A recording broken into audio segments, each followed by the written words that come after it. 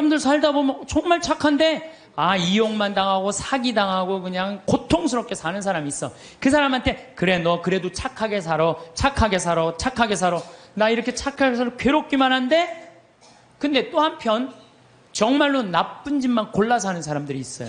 그런데 보면은 아주 떵떵거리고 잘 살아. 저 사람은 나쁜 짓 하는데 저렇게 떵떵거리고 잘 사는데 난 착한데 이렇게 괴롭게 살아. 너 그래도 계속 착한 일 하라고 얘기할 수 있어? 이제 칸트가 가만히 있어봐. 그러게 그러면 안 되지. 그러면 안 되겠다 야. 착한 일을 하면서 끝까지 착하게 산 사람은 마지막 날 하느님이 거기에 대한 보상을 다 해준다. 악한 일을 한 사람은 마지막에 악한 대가를 다 치르게 한다. 우리 4대 교리에 있는데 상, 선, 벌, 악. 착한 일을 한 사람은 상을 받고 악한 일에서 벌 받는 거. 마지막 날이요. 착한 일을 한 사람은 거기에 합당한 보상을 하나님이 다 해주셔요. 근데 악한 일만 하고 나쁜 짓만 골라서 하고 요즘 텔레비 보면요. 정말로 내가 보기에는 아니 돈이 여러분 한 20억만 있으면 되지 않아요? 20억? 아유 시부님 20억이라도 2억이라도 있었으면 좋겠어. 2억이라도.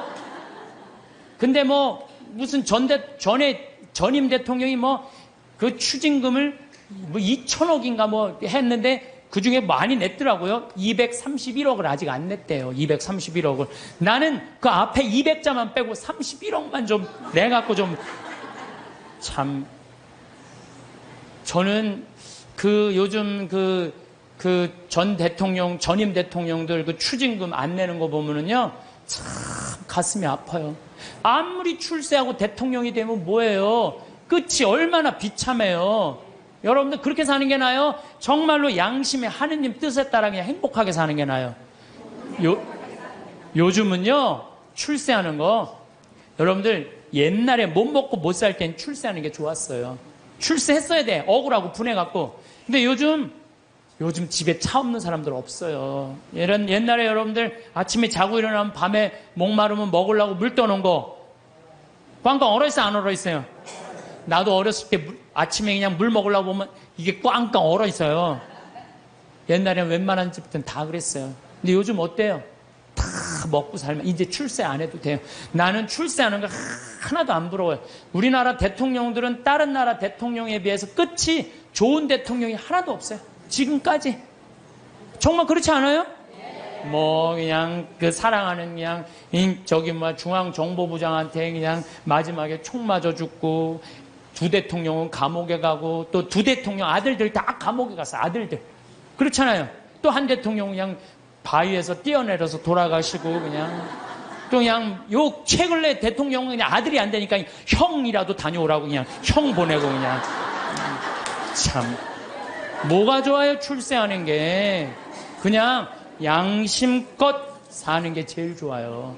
양심껏 사는 게. 그러니까 여러분들 출세하는 거 하나도 부러워하지 말아요. 어쨌든 착하게 산 사람은 상을 받고 악하게 산 사람은 벌을 받아야 된다는 거예요. 그러기 위해서 누가 있어줘야 된다? 하느님이 있어줘야 된다. 하느님이. 여러분들 어느 날 거미가 나뭇가지에서 쫙 줄을 타고 내려와갖고 집을 졌어요. 쫙 집을 졌어. 이 육각형 정방향으로 싹 집을 졌어. 이 큰 나뭇가지 미치니까 공간도 넓고 이 거미줄을 쳐놓으니까 뭐 나방도 와서 붙고 파리도 와서 붙고 그냥 돌아다닐 때마다 너무 기분이 좋은 거야 거미가. 그래서 그거 다 거미줄로 말아서 치마에 발라갖고 그냥 때 따라 철 따라 찾아 먹으니까 이 거미가 너무 행복했어요. 근데 오늘같이 이렇게 안개가 자욱한 날 거미줄 손을 보려고 쫙 다녀봤어. 근데 끊어진 것도 있고 이러는데 하늘로 이렇게 줄이 하나 나 있는 게 눈에 거슬리는 거예요. 이게 뭐지? 이건 다른 거미줄하고 연결도 안 돼 있어갖고 여긴 파리도 안 붙겠네? 나방도 안 붙겠네? 이런 쓸데없는 줄은 끊어버려야지. 자기가 나뭇가지에서 타고 내려온 그날을 까먹은 거, 이 거미줄이. 거미가. 그래갖고 그냥 그 거미줄을 딱 끊어버린 거야. 끊으니까 어떻게 돼요? 땅바닥에 떨어져갖고 그냥 지나가는 짐승 발에 밟혀서 자기도 죽고 그 화려한 넓은 거미줄도 다 요절이 나는 거죠. 여기 계신 저나 여러분들 누구 타고 내려왔어? 하느님 타고 내려온 거예요. 그래갖고 처음에 성당 다닐 때는 모든 게 다 하느님이 은총인 것 같아. 그래갖고 하느님한테 감사도 드리고 매일 미사 참여도 하고 주일 미사도 가고 막 돈도 또 너무 잘 벌려. 성당 나가다 보니까 하느님 축복 받아갖고. 근데 벌려도 너무 많이 벌리면 문제가 돼요. 왜? 주일날도 아까우네. 내가 이거 주일날 가게 문 안 닫고 나가면 돈 더 벌 수 있을 텐데. 아, 돈에 살살 눈이 멀으면 어떻게 돼요? 헌금 내는 것도 아까운 거야. 주일 헌금 내는 것도 아까운 거야. 요즘 신천지에서 이제 천주교 교우들 그만 포섭하라고 명령 떨어졌다고 그러더라고요. 여러분들 그거 알아요? 몰라요? 신천지에서 천주교 신자들 많이 포섭해 갔는데 아이 헌금을 1,000원밖에 안 낸대잖아요. 그래갖고 신천지에서 명령을 내렸대. 이제 천주교 신자 포섭하지 말아라. 그래서 이제 뭐 신천지 때문에 스트레스 받을 거 하나도 없어요. 예. 오늘도 황창현 신부님의 말씀을 통해 행복한 노후를 위한 해안을 얻어가시길 바랍니다. 황창현 신부님의 행복 특강 바로 시작하겠습니다. 아, 여러분들 여행 많이 다녀보셨죠? 네. 외국에 여행 다닐 때 참 기분 좋아요. 선글라스도 끼고 카메라도 가슴에 딱 메고 돈주머니도 이 허리에 꼭 앞으로 차고 모자도 쓰고. 제가 3년 전에 파티마로 성지순례를 가게 됐어요. 한 60분, 전국에 60분하고 성지순례를 가게 됐어요. 전국에서 오니까 시간들이 다 각자잖아요. 2시간 전부터 모이라고 그랬는데 착한 사람들이 참 제 시간에 다 왔어요. 그래갖고 이제 다 이제 여권 수속을 하고 다 들어갔어요. 한 분이 안 오는 거야, 한 분이. 목포에 있는 분이 아무리 기다려도 다 들어갔는데 그래서 나하고 이제 우리 가이드하고 초조하게 전화를 해서 어디쯤이냐, 차가 막힌다, 빨리 와라. 그분이 딱 도착을 했어요. 그런데 비행기 수속 거의 이제 한 20분 전에 도착을 하셨어요.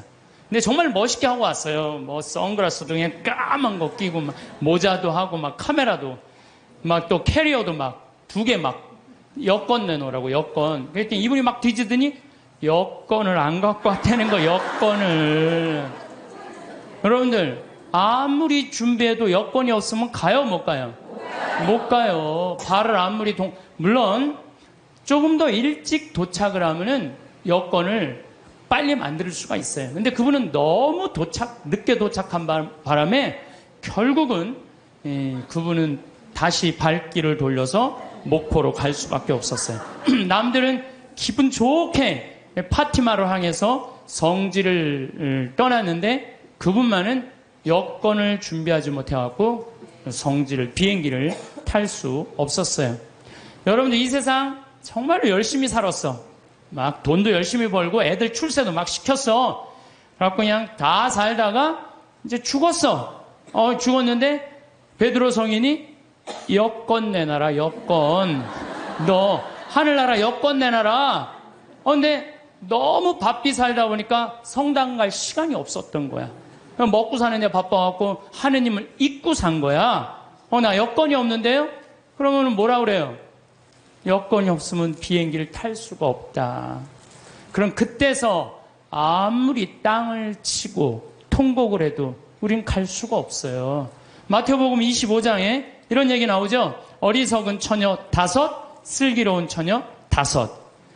아니 이렇게 신랑을 이렇게 기다리고 있는데 슬기로운 처녀는 등잔에다가 기름을 준비했어요. 근데 이 어리석은 처녀는 등잔에다 기름을 준비했어요, 안 준비했어요? 준비하지 않았어요. 신랑이 온다 막 졸다가 깨어나갖고 슬기로운 처녀들은 등에 불이 있었어. 그래갖고 신랑을 맞이하고 갔는데 이 깜깜한 어둠에 있던 어리석은 처녀들은 아이 우리 기름 좀 나눠줘라, 신랑 좀 찾게. 그랬더니 슬기로운 처녀들이 뭐라 그래요? 우리가 나눠주면은 우리도 모자라고 니네들도 모자란다. 니네들 빨리 가서 가게에 사갖고 와라. 그래갖고 그냥 가게로 쫓아가고 왔는데 신랑은 이미 어떻게 됐어요? 들어갔어요. 끝나는 거예요.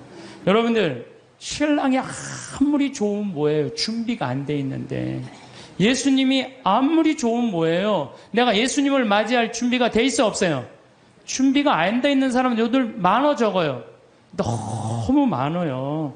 저는 이런 생각 많이 해요. 우리들이 죽었는데 딱 죽으면 다 아무것도 없는 줄 알았더니 하늘이 쫙 열리더니 베드로 성인이 딱 나타나갖고 비행기 타고 가야 된다. 자, 여권 내놔라. 나 여권이 없는데요. 돌아가려고 해도 돌아갈 수 있어요, 없어요? 돌아갈 수가 없어요. 저는 우리 2층 집에 살던 분이, 예전 얘기예요. 한 30년 전 얘기예요. 내가 신학생 때 2층 집에 있던 분이 한 15년 동안 당뇨로 고생을 했어요. 근데 그분이 돌아가시기 3일 전에 갑자기 수녀님을 찾는 거예요. 성당 안 다니셨던 분인데, 그래서 부인이, 당신 왜 성당도 안 다니던 양반이 갑자기 수녀님을 찾느냐고, 내가 이렇게 누워서 비몽사몽 이렇게 있는데 비행기가 한 대 왔는데 나보고 비행기를 타라고 그러더라. 비행기를 타보니까 신부님, 수녀님이 비행기에 꽉 차 있는 딱 한 자리 남아있는데 수녀님이 나한테 여기가 당신 자리라고. 그리고 이 사람 정신을 깬 거예요. 성당 평생 안 다녔는데 꿈에 신부님, 수녀님이 꽉 차 있는 비행기, 이제 당신 데리고 올라갈 비행기라고. 그래갖고 이분이 수녀님 득달같이 불러갖고 병자성사, 대세 받고 병자성사 받고 성체까지 영하고 돌아가셨어요, 이분은. 그분은 하늘나라 여권 마지막에 챙긴 거 안 챙긴 거예요? 챙긴 거예요. 그래서 싹 올라간 거죠. 우리 인생 살면서 정말로 중요한 거 빼먹고 사는 사람들 많아요. 그게 뭐냐면 바로 신앙생활이에요, 신앙생활. 신앙생활은요, 우리 인생의 이정표하고 똑같은 거예요. 내가 지금 이 길을 잘 가고 있는가 안 가고 있는가 중간중간 여러분들 이정표 확인해요, 안 확인해요? 확인하죠? 부산까지 가려면은 여기 지금 내가 지금 대전을 지나가고 대구를 지나가고 경주를 지나가고 부산 이정표 확인 안 하고 그냥 길 대전에서 잘못 가려갖고 전주로 갔어. 확인 계속 안 하고 어디로 가요? 목포로 가요, 목포. 신앙생활이라는 건 바로 이정표예요. 당신 인생 지금 제대로 살고 있나? 주일마다 나가서 확인하는 거 안 확인하는 거예요? 확인하는 거예요. 요즘 인생 이정표 없이 살다가 깜깜한 어둠을 헤매는 사람들 텔레비 속에 많이 봐요, 안 봐요? 많이 보죠? 돈이 너무 많으니까 이 돈을 어떻게 주체할 수 없으니까 무슨 버진 아일랜드인가 어디에다가 회사 차려놓고 그냥 세금 떼어먹고 깜깜한 어둠 속을 헤매는 사람들 많아요. 성당 나가면서요, 내가 제대로 살고 있나 안 살고 있나 이거 확인하는 거, 이거 정말로 중요한 분. 제가 정말로 존경하는 우리 교구 신부님이 한 분 계세요. 최재용 바르톨로메오 신부님이라고. 이분은 이제 은퇴하셨어요. 나이가 70이라. 날개만 안 달렸지 천사야, 천사. 제대에서 이분이 미사를 이렇게 봉헌하는 걸 보면은 저분이 천사지. 후배 신부들 사랑하고 선배 신부님들 깍듯이 모시고, 정말로 나하고 똑같이 위암 수술한 선배 신부님인데 여러 가지로 선배죠.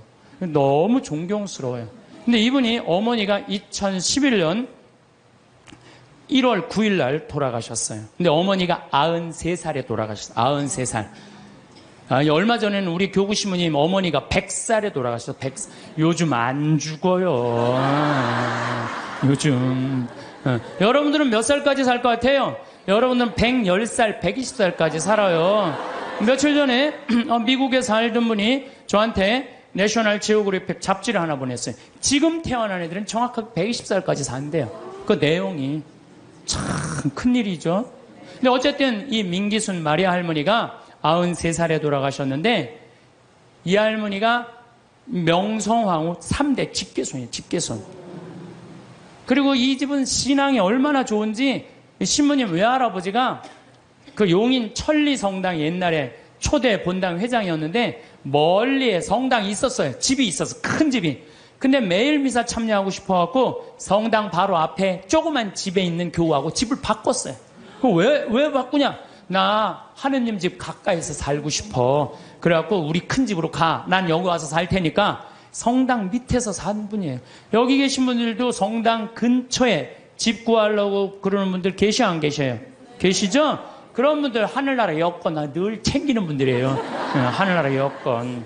근데 이 할머니가 신부들을 얼마나 예뻐하는지 몰라요. 저도 이제 할머니 이제 집에 한번 놀러를 간 적이 있는데 자기 아들 만지듯이 나를 막 얼굴을 쭈물 누면서 신부님, 내가 평화방송 맨날 본다고 내 신부님 팬이라고 삼계탕을 만들어주시는데 얼마나 맛있든지. 하여튼 사제라면 정말로 당신 아들같이 사랑하는, 사랑이 정말로 많은 할머니였어요. 이 할머니가 이제 6남매를 낳는데 제일 큰 아들이 신부가 된 거예요. 그것도 이 신부가, 할머니가 옛날에 결혼했는데 5년 만에 생긴 아들이에요. 5년 만에. 그걸 또 하느님한테 봉헌한 거죠. 정말 기가 막힌 할머니야. 근데 이제 할머니가 이제 돌아가실 때쯤 돼갖고 신부님이 갖고 마지막 병자성사를 해주는데 할머니가 묵주를 이렇게 붙들고 계시더래요. 근데 아들이 이제 가니까 할머니가 마지막 눈을 싱겁게 뜨면서 아들을 보면서 어떻게 돌아가셨는지 알아요? 싹 웃으면서, 씩 웃으면서 아들 손을 쫙 잡고, 나는 그 할머니 상상이 돼요. 정말로 유머가 많은 할머니였거든요. 죽으면서 아들 손을 잡고 씩 죽으면서 눈을 딱 감았대요. 이 할머니 뭐가 있는 할머니야? 하늘나라 여권 있는 할머니예요. 나 이제 어디로 떠난다? 하늘나라 여행 떠난다. 평생 하느님 믿고 살았으니 그 하느님 떠난다. 그리고 아들 손을 잡고 싹 웃으면서. 난 또 그렇게 죽는 사람 세상에 처음 봤어요. 죽으면서 싹 웃으면서 죽는 사람 몇 명이나 될 것 같아요? 그렇게 많지 않아요. 여러분들도요, 평생 하느님 열심히 믿었잖아요? 그럼 돌아가실 때 어떻게 돌아가실 수 있어요? 어떻게? 나 이제 못 탄다? 하늘나라 비행기 탄다. 싹 웃으면서 돌아가실 수 있어요. 저는 그게 참 저한테 굉장히 묵상거리예요. 하늘나라 여권 있는 사람들은요, 죽는 게 하나도 안 무서워요. 이제 비행기만 타면 어디로 가? 하늘나라 올라가는 거야. 근데 뭐가 무서울 게 있다고. 안 죽으려고 빠둥빠둥거리고 그래요. 나 조금 있으면 이제 하늘나라 타고 올라가는 건데. 헌금 내는 것도 아깝고 교무금 내는 것도 아까운 거야. 11조 내는 것도. 더욱이 내가 돈이 많으니까 성당 질 때마다 회장들이 와서 더 내라고 그러네. 신부님도 날 보면 더 내라고. 그냥 점점 성당이 부담스러운 거. 내 돈 뺏기는 것 같은 게. 그래서 점점 성당을 나가기 싫어. 근데 새로 본당 신부님이 오셨는데 마음에 안 들어도 너무 마음에 안 드는 신부님이 온 거야. 강론도 정치 얘기만 하고 사회 얘기만 하고 마음에 안 드는 거야. 냉담 핑계로 최고로 좋은 핑계가 뭐예요? 본당 신부예요. 나 본당 신부가 마음에 안 들어서 성당 안 나간다. 여러분들 본당 신부가 여러분들 하느님하고 인연 끊는데 그게 이유가 된다는 건 말이 안 돼요. 본당 신부가 마음에 안 들면 보좌 신부 미사에 나가면 되잖아요. 그렇잖아요. 아니 보좌 신부도 마음에 안 들면 옆 성당 나가면, 요즘 성당이 얼마나 많아요. 조금만 가 옆 성당인데 그게 뭐가 이유가 돼요. 아니 그 옆 성당도 마음에 안 들면 명동 성당에 가면 명동 성당에. 그건 다 냉담의 핑계예요. 성당이 어둡다, 뭐 강론이 길다, 다 냉담의 핑계야. 그래갖고 딱 줄을 끊어버렸어. 그러면은 어떻게 돼요? 내가 그동안 쌓아놓았던 모든 게 한순간에 끊어지는 거예요. 근데 현대인들은 그거를 몰라요. 그러면 신부님, 하느님 열심히 믿는 건 뭐예요? 하느님 열심히 믿는 건 하느님 꽉 붙잡고 살면 돼요. 여러분들 우리 그네 타는 거 아시죠? 단오전랑 그네 탈 때 어때요? 뒤에서 밀어주면 그네 타는 사람 어떻게 해요? 저 위에서부터 내려온 줄 어떻게 잡죠? 꽉 잡고 있어요. 그래갖고 뒤에서 밀어주면 그 줄만 잡으면 웬만하면 안 떨어져요. 근데 그냥 그네 탈 때 자기 좋다고 그냥 뒤에서 밀어주는데 줄 안 잡고 있으면 어떻게 돼요? 하늘로 날아가는 거예요. 날라가고 떨어져갖고 그냥 얼굴 코뼈 깨지고 그냥 눈알 그냥 막 그냥 쓸리고 막 이러는 거예요. 하느님 믿는 거는 어떻게 믿어야 되느냐? 꽉 잡아야 돼요. 하느님 꽉 잡는 방법은 뭐예요? 레저 활동 열심히 하고 성령 기도해 나가고 성당에 전례 봉사하면 전례 봉사하고 반모임 열심히 나가고 매일 미사 나가고 이게 하느님 꽉 붙잡고 사는 거예요. 근데 요즘 현대인들은 내가 보기에는요, 하느님 꽉 붙잡고 사는 사람 별로 없어요. 다 그냥 줄을 흔하게 잡고 떨어지려면 떨어져라. 난 하늘로 날아가고 싶다. 그런 사람들 너무 많습니다. 요한복음 15장에 보면은 예수님이 나는 참 포도나무요 너희는 가지로다 이 얘기를 해요. 내 안에 머물러라. 나도 너희 안에 머무르겠다. 가지가 포도나무에 붙어 있지 않으면 스스로 열매를 맺을 수 없는 것처럼 너희도 내 안에 머무르지 않으면 열매를 맺지 못한다. 너희는 나 없이 아무것도 하지 못한다. 우리 누구 옆에 꽉 붙잡고 살아야 돼? 예수님 꽉 붙잡고 살아야 돼요. 그냥 예수님이 주일날 나가는 거 귀찮다고 본당 신부 강론이 마음에 안 든다고 줄 놔버리면은 우리는 그냥 끝나는 거예요. 제가 얼마 전에 세례받고 신학교 가고 그 다음에 거기서 신부된 수원교구 조원동 주교자 성당에 강의를 가게 됐어요. 근데 보통 출신 성당에 강의 잘 안 가요. 왜? 어렸을 때 나 코 올리고 맨날 나 사고 치고 다녔던 거 다 본 분들이 그냥 다 아직도 있는데 그 성당에 왜 가요? 동창 신부들도 그러더라고요. 야, 너 그 출신 성당에 가서 강론하는 거 아니야. 예수님도 예언자 고향에서 존경받지 못했다는데 네가 뭐라고 그냥 거기 출신 본당에 가서 강의하느냐? 그러길래 내가 한마디 했어요. 나는 걱정 하나도 없다. 나는 예언자가 아니다. 예수님은 예언자시지만 나는 그냥 일갓 하나의 그냥 신부다, 신부. 이제 강의를 갔어요. 강의를 갔는데 정말로 30년 전에 본 사람이 그대로 다 있는 거예요. 하나도 안 죽고 다.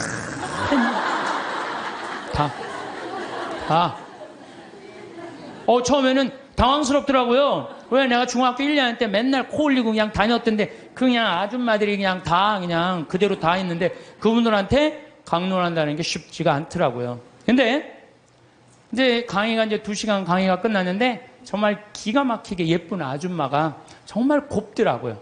날 보더니 신부님 저 아시겠느냐고. 얼굴은 분명히 알겠는데 누구 엄마인지를 모르겠는 거야. 누구 엄마인지를. 나 기억이 난다고. 그랬더니 알긴 뭘 아느냐고. 나 누구 엄마라고. 그랬더니 어렸을 때부터 같이 자랐던 친구 엄마야. 근데 나는 정말 아줌마인 줄 알았어요. 몇 살이냐 그러니까 78이래. 78. 내가 이렇게 계산을 해봤어요. 내가 중학교 1학년 때부터 본 아줌마니까 내가 43살부터 봤더라고, 그 아줌마를. 근데 그때 모습이나 지금이나 안 변했어. 참 요즘은 늙어도 늙은 것 같지가 않아서 걱정해요. 근데 어쩜 그렇게 이쁘고 고운지. 근데 내가 그분한테 감동받은 건 다른 게 아니에요. 그때도 성당 열심히 나가더니 30년이 지난 지금도 어때? 열심히 나가는 거야. 성당 열심히 다니는 사람은 얼굴이 달라도 달라요. 늙어도요 추하게 안 늙어요. 성당 열심히 다니는 사람 이뻐요. 이뻐. 그렇게 이쁘더라고요. 보면서. 또 제가 얼마 전에 평택 비전동 성당 내 첫 본당 신부했던 데를 초청을 해서 주일날 갔어요. 평일날은 뭐 가끔 갔었지만 주일날은 처음 간 거예요. 성당이 1000명도 도왔어요. 성당이. 근데 그 앞에 앉은 사람 보니까 17년 전에 앉아있던 사람이 그대로 앉아있더라고요. 이게 무슨 얘기냐면은 하느님 믿는 거는 변함이 없어야 돼요. 봄에 나갔다가 가을에 안 나가고 더운 날 안 나가고 시원한 날 나가고 성탄 때 나가고 또 평상시에 안 나가고 이러는 게 아니고 눈이 오나 비가 오나 바람이 부나 변하지 않고 계속 나가는 거. 이게 신앙생활 제대로 하는 거예요. 그래서 저는 여러분들 신앙생활 앞으로도 변함없이 어떤 풍파가 닥쳐와도 변함없이 성당 나가길 바라요. 하느님 어떻게? 하느님 꽉 붙잡고 사는 사람 죽을 때 어떻게 죽을 수 있어? 왜 죽을 때 씩 웃을 수 있어? 하늘나라 여건 있잖아요. 내가 하느님 온전히 꽉 믿은 사람은요 죽음이 아니에요. 죽음은 새로운 삶으로 옮아가는 거예요. 새로운 삶으로. 하느님 믿는 건 그런 거예요. 그래서 저는 제가 여러 번 요즘 요 근래에 죽음이라는 걸 경험하면서 정말 많이 묵상을 해봤어요. 죽는 게 뭔가. 이게요 하늘나라로 건너가는 다리일 뿐이에요. 죽는 거 무서워할 필요 하나도 없어요. 신부님, 그런데 저는요 가끔 믿음이 흔들릴 때가 있어요. 꽉 붙잡고 사는데 이게 정말로 하느님이 계신가 안 계신가 의심스러울 때가 있어요. 여기 계신 분들도 그럴 때 있어요 없어요? 그거는요 저도 그래요. 믿음하면서 계신가 안 계신가 이거 의심 안 하는 사람 한 사람도 없어요. 심지어 성인들도요 극도의 유혹을 받는다고 그래. 신앙생활하면서 의심을 하는 건 당연한 거예요. 근데 혹시 여기 계신 여러분들 가운데 내가 태어난 날 의심하는 분들 계셔요 안 계셔요? 네? 태어난 날 의심하는 분 있어요 없어요? 만약에 태어난 날 의심하면 내가 있는 존재를 의심하는 거 안 의심하는 거예요? 그런데 혹시 여기 태어난 거 보신 분 계세요? 내가 엄마 태를 열고 나올 때 피를 뒤집어 쓰고 딱 나오는 순간 엄마가 나를 안고 빵긋 웃었던 그 모습 기억나요 안 나요? 기억 안 나죠? 그런데도 네 생일이 6월 7일이다. 그러면 그날이 내 생일인 줄 다 알아요. 이 엄마가 내 엄마일까? 이거 의심하는 사람 없어요. 여러분 혹시 이 엄마가 내 엄마일까? 이렇게 의심한 적 있어요 없어요? 요즘은 하도 텔레비에서 엄마가 많이 바뀌는 드라마가 많이 나와갖고 텔레비가 사람 망쳐놓는다니까. 그건 극히 드문 거고요. 다 여러분들 엄마가 배 아파서 다 난 거예요. 근데 여러분들 생일상 받은 날 맨날 엄마 나 난 거 맞아?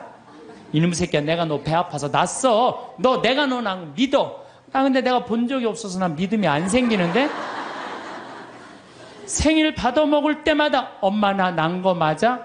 그럼 엄마한테 두들겨 맞아 안 맞아요? 두들겨 맞아요. 평생 저 엄마가 내 엄마일까 의심하는 사람은요 엄마하고 깊은 사랑을 나눌 수가 없어요. 신앙도 똑같아요. 하느님이 나 빚어 만드는 거 나 본 적 없어. 그래도 내가 너를 빚어 만들었다. 하느님이 그렇게 말했으면 믿어야 돼 안 믿어야 돼? 믿어야 돼요. 근데 그냥 맨 하느님 미사 할 때마다 하느님 계신 거 맞아? 맞아?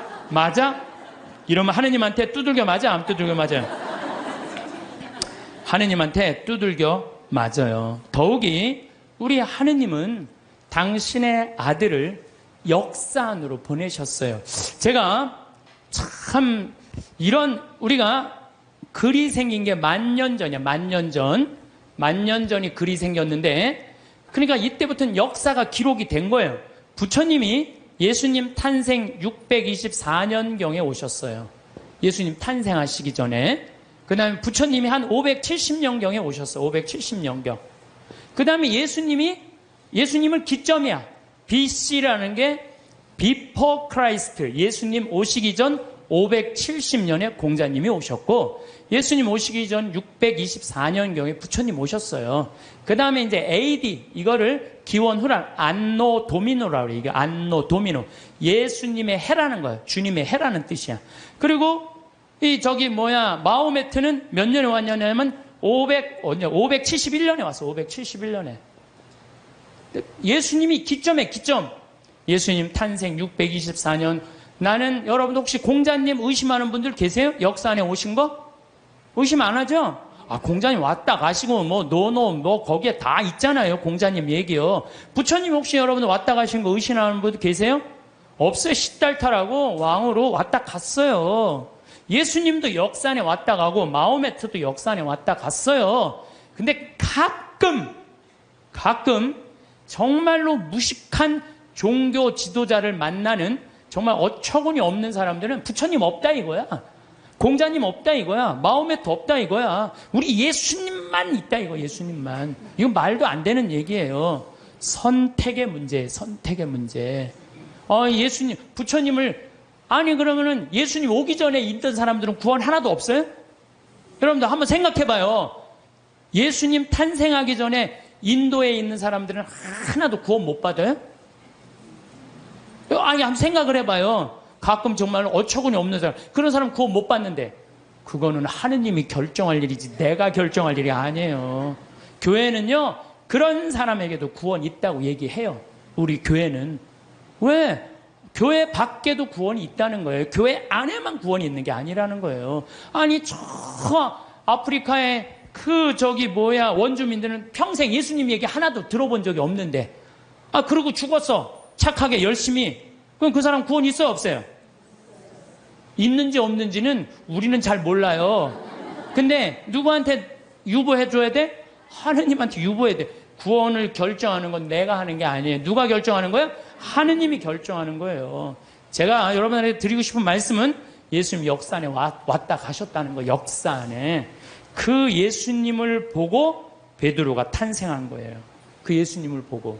베드로가 탄생하고 지금 266대 프란치스 교황, 전 교황이 265대 베네딕토 교황, 전 교황이 264대 요한 바오로 2세 교황, 1대 교황이 베드로, 2대 교황이 리노, 3대 교황이 아나클레투스, 4대 교황이 클레멘스, 5대 교황이, 이 이름이 어려워, 아바리스투스, 6대 교황 알렉산데. 그래서 1대부터 266대까지 이어온 거예요. 2000년 동안. 그렇지 않아요? 그러면은 베드로가 어느 날 갑자기 뚝 떨어져 갖고 베드로가 지금부터 이 교회가 있다, 예수님이란 이런 존재를 가짜로 만들어냈겠어요? 자기가 눈으로 보고 배운 그 예수님을 증언한 거겠어요? 눈으로 본 예수님을 증언한 거예요. 예수님이 3년 동안 우리랑 같이 사셨고 십자가에 못 박혀 돌아가셨고 부활하시고, 이거를 체험해 갖고 증언한 거야. 그러니까 지금 266대 교황까지 내려왔다는 거는 거미가 나뭇가지에서 줄을 타고 내려와서 집을 짓듯이 우리는 베드로부터 타고 내려와 갖고 이 교회라는 집을 짓는 거예요. 그러니까 여러분들, 성서에, 신약 성서에 있는 게 하나도 거짓이 없어요.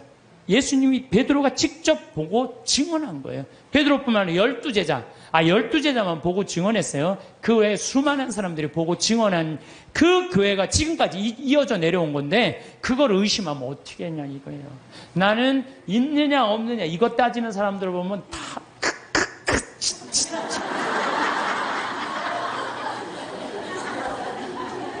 가슴이 답답해요. 어떻게 그렇게 의심이 많아요?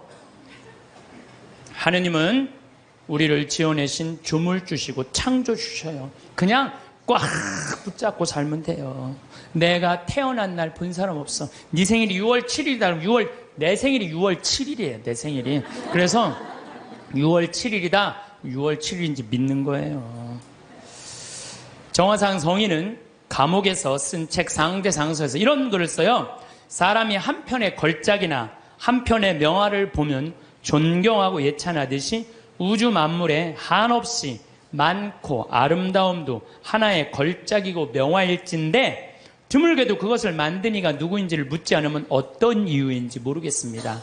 우리가 모나리자, 레오나르도 다빈치가 그렸다 그러면 레오나르도 다빈치가 그린 줄 아는 거예요. 경복궁 이거 진 사람 있다 그러면 경복궁 진 사람 있는 거예요. 이 우주 만물, 얼마나, 저 산 얼마나 아름다워요. 아름답죠? 저 물 한 개 피는 거 봐요. 구름 얼마나 아름다워요. 저 아름다운 걸 보면서 이 우주 만물의 지은이가 누구인지를 묻지 않으면 얼마나 답답하냐 이거예요. 그래서 여러분들, 이 우주 만물을 만드는 창조주가 있다는 거예요. 그게 바로 하느님이라는 거예요. 심지어 칸트라는 철학자는 참 재미난 얘기를 했어요. 그 사람이 순수이성 비판, 실천이성 비판, 판단력 비판, 그런 철학, 이렇게 두꺼운 걸 썼어요. 근데 그 내용 중에 하나가 절대 도덕 명령이라는 걸 해요. 사람은 무조건 착한 일을 해야 된다. 이걸 자기 철학 논리에 주장을 해요. 그런데 가만히 보니까 정말로 착하게 사는데 이용만 당하고 괴로운 사람 있어요, 없어요? 있죠. 세상 만물 질서정연하게 돌아가는 이유도 질서의 하느님께서 세상의 질서를 세워주셨기 때문에 우리가 살 수 있는 거예요. 이러한 증거로 하느님의 존재를 알 수 있으며, 하느님의 은총이 온 세상, 온 만물에, 또한 태어나 죽는 날까지 우리에게 머물러 계시니, 저는 이 말 정말로 인정해요. 하느님의 은총이 온 세상, 온 만물에 머물러 있는 거예요. 여러분들, 지금 어젯밤에 비가 여기 강원도에 한 10mm 정도 왔어요. 비가 1mm 오면은요, 경제적인 효과가 280억이래요. 기상청에서 발표했더라고, 얼마 전에. 10mm가 오면 얼마가 오느냐면 2,800억이 하늘에서 쏟아지는 거예요. 그러니까 여러분들, 비한테 반말하면 안 돼요.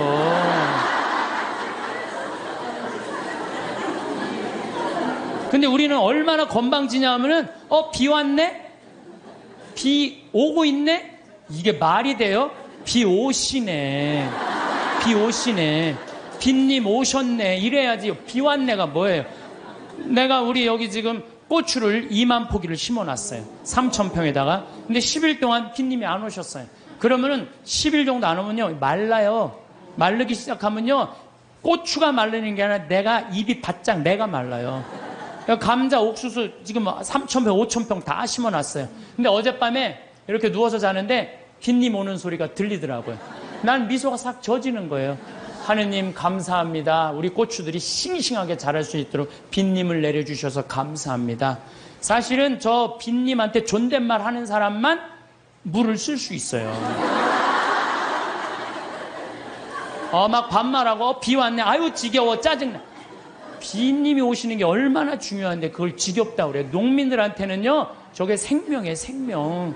만약에 저걸 내가 한번 재작년인가 3년 전에 배추밭에 가을 마른 장마가 왔어요. 가을 동안 한 번도 빈님이 안 오셨어.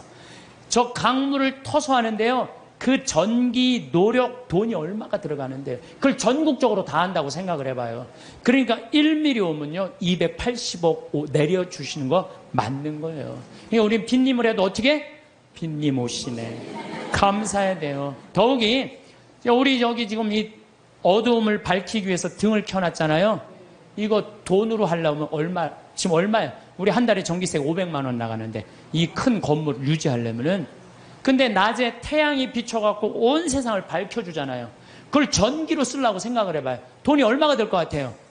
빈님 공짜로 쓰지, 태양빛 공짜로 쓰지. 이걸 공짜로 쓰면서도 하느님의 이 은총을 저버리면 어떻게 하냐 이거예요. 지금 여러분들 더워갖고 저 에어컨 지금 틀어놨잖아요. 저 에어컨만 틀면 우리가 100만 원, 150만 원 전기 확 올라가요.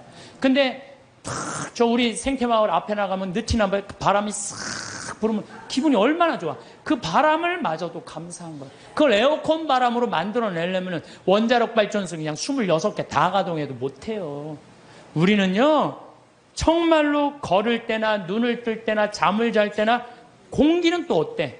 내가 또 이 스킨스쿠버 다이빙해요. 그 물속에 들어갈 때 30분 그 마시는 그 공기통 사는 게 3만 원이에요. 3만 원. 30분 마시는데 3만 원 들어요. 3만 원. 근데 여러분들은 지금 하루 종일 공짜로 얼마나 돼요?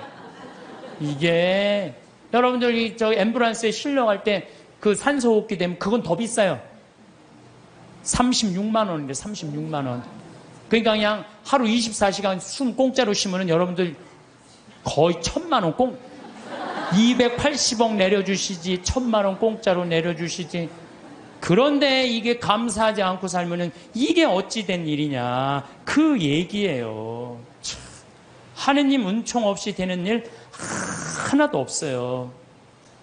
하느님의 그 은혜를 저버릴 수 없음은 아들이 어버이 덕에 먹고 그 집에 살며 그 살림을 쓰면서 함부로 제가 잘난 체하며 부모를 무시하며 섬김과 근본을 갚는 뜻을 모르면 효도입니까? 불효입니까? 여러분들 태어나갖고 엄마 아버지 세간살이 써야 안 써요? 쓰죠? 엄마 아빠 밥솥 쓰고 엄마 아빠 방 쓰고 엄마 아빠 거실 쓰고 엄마 아빠 전기 다 쓰는 거 아니야? 전화기. 그런데 그 엄마 아빠한테 감사하지 않으면 효도냐 불효냐 이거예요. 그것처럼 우리는 하느님 세간살이 쓴다 이거예요. 나무, 저 빈님, 태양, 바람 다 하느님 세간살이야. 그걸 쓰면서 감사해야 된다 이거죠. 저는 여러분들도 다 하느님 은총 속에 살았지만 저는 특별히 하느님 사랑받고 산 신부예요. 제가 2010년 4월 6일 날 위암 수술했어요. 위를 3분의 1을 잘라냈어요. 위를 3분의 1을. 내가 그렇게 방송에 나가서 그렇게 위암 수술했다는데 말할 때마다 놀라는 거 보면 난 또 놀라요. 내가 전국적으로 이렇게 수술했다고 얘기해도. 근데 우리 위가 딱 손바닥만 하대. 손바닥. 근데 저는 정 가운데 위암이 생겼어요. 1.5cm가 생겼어요. 그러더니 의사가 요 밑에 생겼으면은 밑에만 자르면 되는데 위에 생겼으면 위에만 자르면 되는데 정 가운데 자르면 위로 5cm 아래로 5cm 잘라야지 더 이상 전이가 안 된다는 거예요. 그래서 3분의 2를 잘라야 된다고 잘랐어요. 근데 우리 위는 음식을 받아들이는 부분이에요. 아래는 음식을 빻는 부분이야. 빻는 부분. 나는 근데 빻는 부분을 자른 거야. 빻는 부분을. 그러니까 음식을 먹으면은 옛날에는 위가 알아서 빠졌어. 그래갖고 소장으로 보내줬어. 소장에서는 흡수만 하면 돼. 근데 이제 음식을 먹으면 어떻게 되느냐? 바로 이제 잘라갖고 이 십이장하고 바로 소장으로 내려가는 거예요. 근데 내가 우리 몸이요, 여러분들 제가 항상 강의 때마다 얘기하죠. 이 몸 자체 여러분들 이거 다 돈이에요, 돈. 정말 기가 막힌 거예요. 우리 시각 장애우들 내가 얘기하잖아요. 시각 장애우들 눈 하나 이거 갈아 끼는데 얼마 들어? 1억 들어, 1억. 2개 갈아 끼면 2억이야, 2억. 지금 난 눈 뜨고 쳐다보고 있는 분들 2억 깔고 지금 쳐다보고 있는 2억 깔고. 아니, 내가 해보니까 이게 다 돈이라는 생각이 들어요. 이게 이제 위를 잘랐어요. 위를 잘라니까 밥을 먹잖아요. 그럼 의사 선생님이 밥 먹으면 무조건 45도 누워 있으래. 왜냐면 이제 먹으면은 옛날에는 누가 빻어? 위가 이제 빻단 말이야. 근데 지금은 누가 빻냐면 소장이 빻는 거예요. 들어가면은 음식이 들어가면요, 신기해. 여기서 물컹 지나가. 음식이요, 진짜로 이렇게 지나가요. 이렇게 지나가고 이쪽 등 쪽으로 해서 꾸르륵 하면서 또 이쪽으로 물컹 지나가요. 참 기가 막히더라고요. 이렇게 보면은 이렇게 꿀꿀 음식이 지나가는 소리가 들려요. 우리 몸이요, 이게 다 기적이야, 기적. 그러니까 여러분들 심장 하나 갈아 낀데 5천, 간 갈아 낀데 7천, 신장 갈아 낀데 3천 드는 거예요. 그럼 이거 2억, 이거 1억 5천, 3억 5천. 내가 요즘 이가 안 좋아갖고 이거 갈아, 이거 틀니 비슷한 거 끼고 있거든요. 의사한테 물어봤어요. 이거 임플란트로 다 갈으려면 얼마냐? 이가 28개래요. 신부님 싸게 해줘서 5천 해준대. 그러면은 이거 3억 5천, 이거 5천, 4억이야, 4억. 팔 하나 갈아 낀데 400, 양팔 800, 양다리 1600. 5억에 5억. 근데 여러분들 생각을 해봐요. 얼마 전에 우리 집에 부천에서 한 아이가, 정말로 잘생긴 아이가 왔어요. 근데 이 아이가 몸이 근육이 지방으로 바뀌는 병이에요. 그래서 얘는 목에 근육이 없어갖고 목을 가눌 수가 없어. 근데 평화방송에서 맨날 날 보는 게 소원인 거야. 형도 그런데 형은 이제 더 이상 움직일 수가 없대. 동생이 왔어요. 동생 왔는데 아버지가 계속 뒤에서 목을 받쳐주고 있더라고요. 여러분들 지금요, 이게 병이 들어갔고요, 꼼짝도 못하는 사람도 얼마나 많은데요. 근데 그냥 내 남편 멀쩡하고 우리 애들 둘 멀쩡해. 이 멀쩡한 4명 둘러앉아 밥 먹으면요, 20억이 둘러앉아 밥 먹는 5억짜리. 감사해야 돼, 안 감사해야 돼? 만약에 남편이 저녁에 퇴근해갖고 들어와. 그럼 뭐라 그래야 돼? 5억 들어오네? 5억 어서 들어와.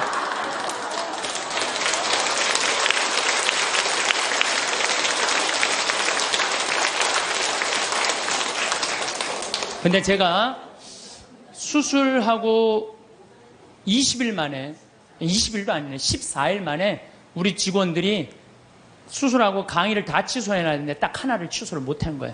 그래서 난 수술하자마자 2주일 만에 강의를 하루 종일, 그것도 2,000명 앞에서 강의를 했어요. 근데 이렇게 강의를 하고 밥 먹고 누워 있어야 되는데 밥 먹자마자 강의를 하면요, 위가 그렇게 아픈 거예요. 꼬맨 데가 계속. 근데 2년 내내 아픈 거, 2년 내내. 근데 작년 여기 온 우리 PD 선생님하고 같이 작년에 이스라엘에서 초청을 했어요. 이스라엘에서 초청을 해갖고 예수님 걸어가신 길을 가자는 거예요. 예수님이 딱 27년 3월 26일 날 나자렛에서 떠나갖고 갈릴레아로 갔대요. 27년 3월 26일 날. 근데 내가 작년 3월 26일 날 거길 간 거예요. 그 떠난 날, 역사적으로 떠난 날 거기 나자렛에서 예수님이 두루마기를 펴서 뭐라 그래요? 오늘 이제 기름이 부어갖고 묶인 이들에게는 해방의, 눈먼이들에게는 빛을, 가난한 이들에게는 해방을, 이렇게 얘기를 하잖아요. 이게 오늘 나한테 이루어졌다. 그러니까 저놈이 목수의 아들 아냐? 그러니까 예수님 뭐라 그래? 의사의 내 병이나 고쳐라. 니네들 그러겠지만은 사렙다 부인 나만 다 났을 때 다 이방인들 고쳐줬다. 그러니까 그냥 동네 사람들이 열받아갖고 예수님 멱살 끌고 추락산이라고 그러고 시험산이라는데 끌고 내려갖고 밀어 떨어뜨리려고 그래. 근데 그 시험산이 몇 메타냐면 370m 정도 돼요. 높이가. 남산이요 270m예요. 근데 시험산에 거기 예수님 밀어 떨어뜨리려는 데는 거기서도 출발한 거예요. 가보니까요 밑에 돌이 그냥 엄청나게 많더라고요. 예수님 거기서 밀어 떨어뜨렸으면 예수님 뼈도 못 추렸어요. 진짜로. 내가 작년에 이거 좀 계속 얘기하겠지만은 내가 거기 와서요, 예수님 만나고 왔어요. 그냥 성서를 막연하게만 생각을 했는데 그 예수님을 보니 그 자리에 현장에 가보니까요, 살아있는 예수님을 만나는 거야. 그래갖고 그냥 거기서 또 이제 같이 떠난 거지. 예수님하고 제자들이 이제 길을 헤치고 갈릴레아로 가셨다. 루카복음 4장에 그렇게 나와요. 나자렛에서 시험산에서 밀어 떨어뜨려야자 그들을 가로질러 갈릴레아로 가셨다. 갈릴레아까지, 나자렛에서 갈릴레아까지가 60km야. 60km 동안 예수님 생각하고 걸은 거죠. 근데 위암 수술한 놈이 배는 아파 죽겠는데 맨날 걸으니까 배가 아파요, 안 아파요? 잘 때마다 아픈 거예요, 배가. 요 얘기는 내가 다음 시간에 내가 하도록 하겠습니다. 감사합니다.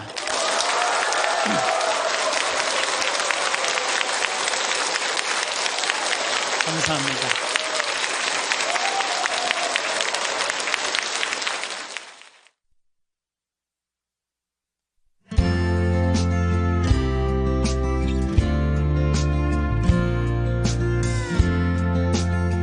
중소기업 대표로 은퇴 3년 차인 박모 씨.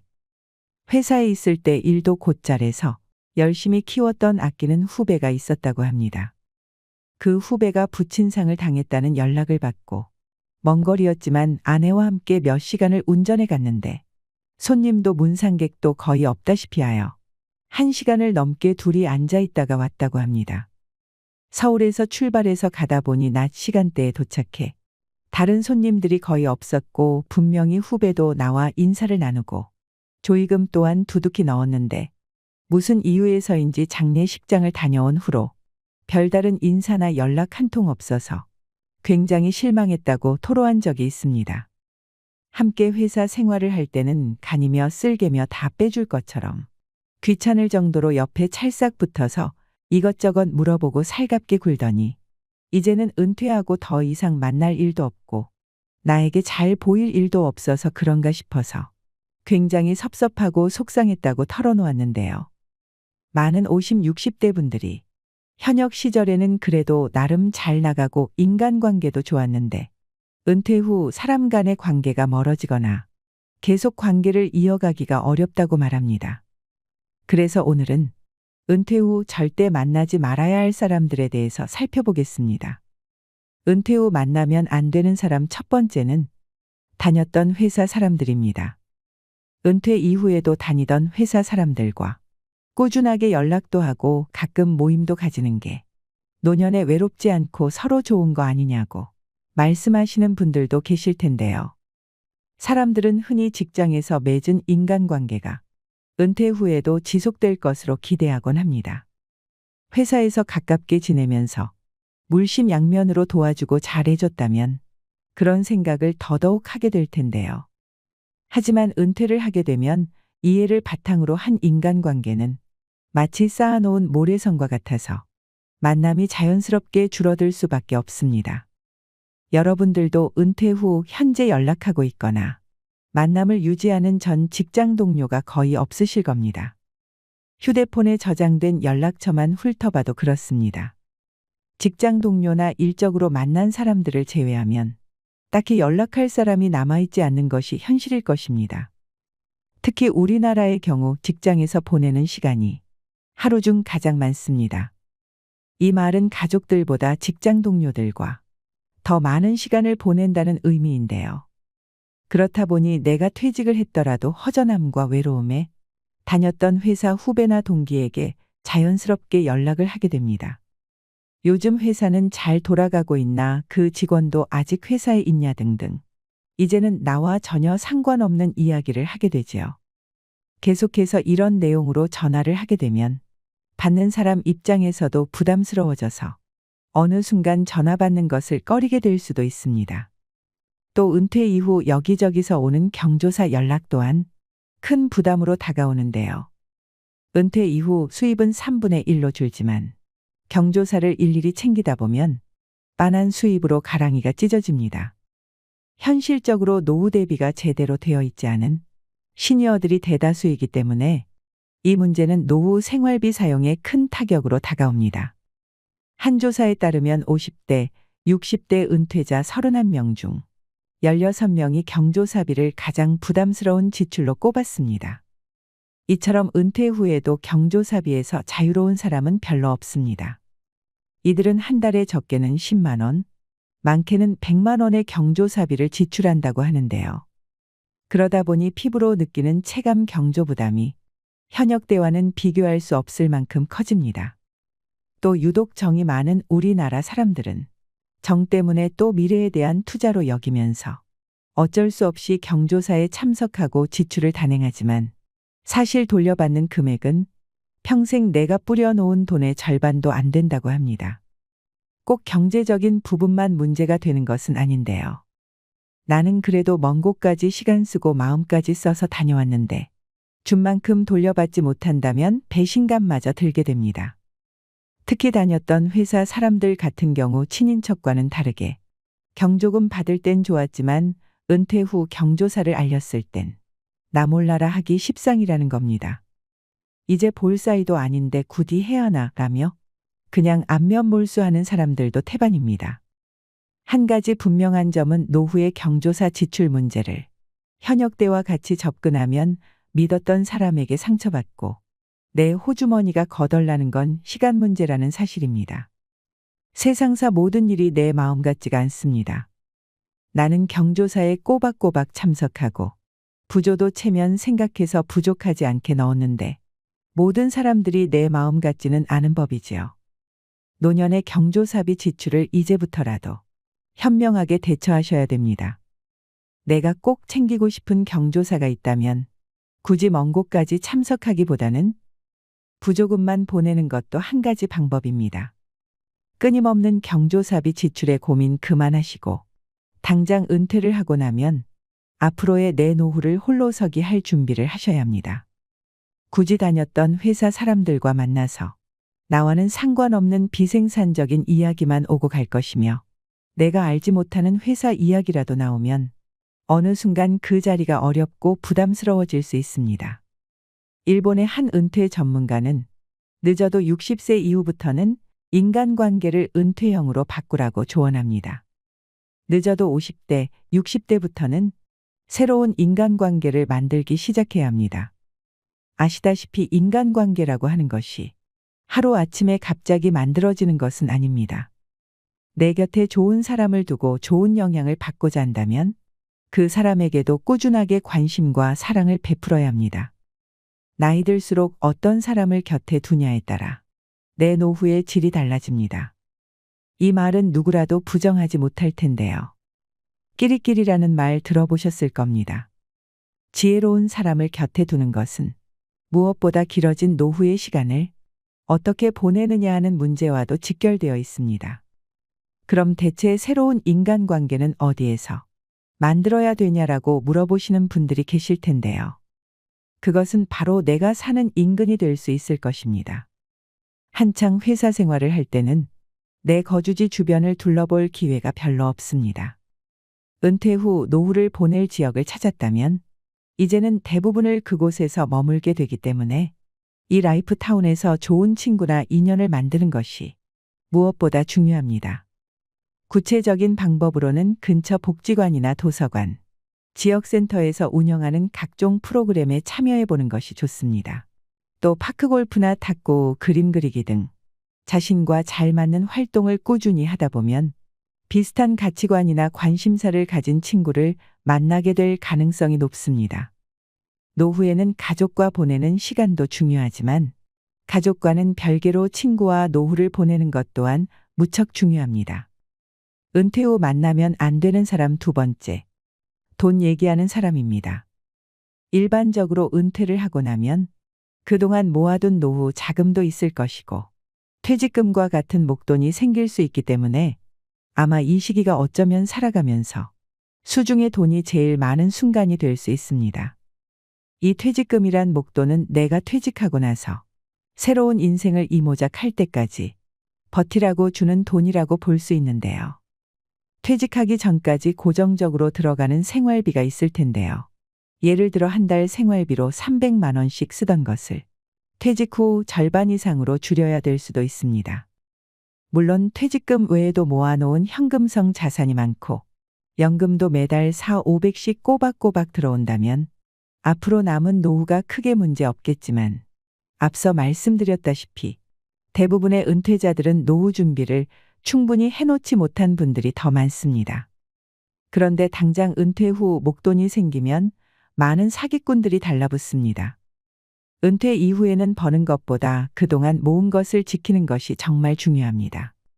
계속 돈을 벌지 않더라도 지키기만 잘해도 성공입니다. 내가 받은 퇴직금이나 노후 자금을 계획적으로 사용하지 않고 그대로 가지고 있으면 어떻게 알고 주변 지인들에게 연락이 옵니다. 초, 중, 고 동창들이나 생전 연락 없던 주변 사람들이 어디서 내 퇴직 이야기를 들었는지 갑자기 연락이 오기 시작합니다. 반가운 마음에 전화를 받아보면 갑자기 밥을 먹자고 합니다. 그렇게 밥을 먹으러 나간 자리에서 서서히 본색을 드러냅니다. 돈 애기를 꺼내며 내 말만 잘 들으면 큰 수익을 볼 수 있다고 사탕 발린 이야기를 합니다. 사기는 사람의 간절함을 이용하는 심리전입니다. 내가 지금 퇴직 후 목돈은 있지만 언제 이 돈이 바닥날지 모르니 빨리 한 푼이라도 더 벌어야 한다는 조급함을 이용하는 것입니다. 특히 작은 친절에 고마워하고 자기 것을 내어주는 정이 많은 사람은 이런 사기꾼들에게 먹잇감이 되기 쉽습니다. 이건 결코 멍청해서가 아닙니다. 작정하고 속이면 속지 않을 사람이 얼마나 있을까요? 나는 당하지 않을 거라 장담할 수 있을까요? 따라서 은퇴 후 돈 애기를 꺼내며 쉽게 돈을 벌 수 있다고 하는 사람은 절대로 가까이 하시면 안 됩니다. 투자해서 돈 벌었다는 지인 차단. 돈 필요하다는 지인도 차단하시고 만나면 투자 애기를 꺼내는 모든 주위 인맥 및 방송도 안 보시는 것이 좋습니다. 이 사람 저 사람 만나보고 다녀봐도 다 똑같습니다. 돈을 많이 벌 수 있다는 애기는 그 사람의 애기일 뿐 나와는 상관이 없습니다. 모든 재테크 투자가 나쁜 것은 아니지만 직장 생활만 주로 하셨던 분들은 퇴직 후 1에서 2년만 지나도 급한 마음에 뭐든지 해보자며 잘 모르는 분야의 지인 말만 듣고 투자나 사업에 뛰어는 경우가 많습니다. 이럴 때 절대 조급해하지 마시고 잠깐 여유를 가지고 천천히 준비하세요. 돈 1에서 200 벌기는 어려워도 1억 날리는 것은 순식간입니다. 우리가 젊다면 잃어도 다시 복구할 기회가 있지만 50대 이후에는 한 번 쓰러지면 다시 일어나기가 매우 어렵습니다. 그래서 나이가 들수록 사람을 가려서 사귀어야 합니다. 사람을 가려서 사귀라는 말이 좀 냉정하게 들릴 수 있습니다. 그래도 조금만 생각하면 상식적인 말입니다. 모르는 장소에 가서 정체도 모르는 음식을 입에 넣었다가 크게 탈이 날 수 있습니다. 사람도 아무나 만났다가 똑같이 탈이 날 수 있습니다. 은퇴 후 경조사를 가려서 가야 되는 이유를 노후자금 측면에서도 얘기할 수 있는데요. 첫 번째는 재정관리 문제입니다. 은퇴 후 재정관리 문제는 매우 중요한 주제이며 경조사에 함부로 참석하지 말아야 하는 이유 중 하나로 꼽히는 이유를 더 깊이 이해하기 위해서는 몇 가지 구체적인 요소를 살펴볼 필요가 있습니다. 두 번째는 고정 수입의 감소. 은퇴 후에는 월급이나 사업소득 같은 고정적인 수입이 줄어들거나 사라지게 됩니다. 대다수의 은퇴자들은 연금, 퇴직금 혹은 저축해 놓은 자산을 바탕으로 생활비를 충당하게 됩니다. 이 경우 수입의 범위가 한정되기 때문에 지출을 관리하는 것이 매우 중요합니다. 경조사에 자주 참석하게 되면 예상치 못한 지출이 반복적으로 발생하여 재정 계획에 차질을 빚을 수 있습니다. 세 번째는 예산 초과 위험. 경조사에 참석할 때마다 경조사비, 교통비, 식사비 등이 들게 됩니다. 이러한 비용이 누적되면 은퇴 후 한정된 예산을 초과하는 상황이 발생할 수 있습니다. 특히 가까운 친구나 친지의 경조사라면 더욱 부담스러운 금액을 지출하게 되는 경우도 많습니다. 이로 인해 은퇴 후 계획된 예산이 어긋나거나 생활비의 압박을 받게 될 수 있습니다. 네 번째는 비상자금 확보의 중요성. 은퇴 후에는 건강 문제나 병원비, 주택 수리 비용 등 예상치 못한 상황에 대비한 비상자금이 반드시 필요합니다. 경조사에 자주 참석하고 그에 따른 경비를 과도하게 지출하면 비상 상황에 대비한 자금이 부족해질 수 있습니다. 은퇴 후 생활에서는 비상자금을 충분히 확보하는 것이 매우 중요하기 때문에 지출을 최소화하고 불필요한 경비를 줄이는 것이 필요합니다. 다섯 번째는 투자 및 자산 관리. 은퇴 후에는 남은 자산을 현명하게 관리하고 가능하다면 안정적인 수익을 얻기 위한 투자 계획을 세우는 것이 중요합니다. 하지만 경조사와 같은 예상 외의 지출이 잦아지면 투자에 사용할 자산이 줄어들거나 기존 자산을 매도해야 하는 상황이 발생할 수 있습니다. 이러한 경우 장기적인 재정 계획에 악영향을 미칠 수 있으며 자산의 안전성을 위협할 수 있습니다. 여섯 번째는 지출의 우선순위 설정. 은퇴 후에는 지출의 우선순위를 명확히 정하고 자신에게 가장 중요한 곳에 돈을 사용하는 것이 중요합니다. 경조사 참석은 물론 중요한 사회적 활동일 수 있지만 그것이 자신의 건강, 주거, 일상 생활비와 같은 필수적인 지출보다 우선시되어서는 안 됩니다. 또한 친구나 가족과의 관계를 유지하는 다른 방법을 찾는 것이 바람직할 수 있습니다.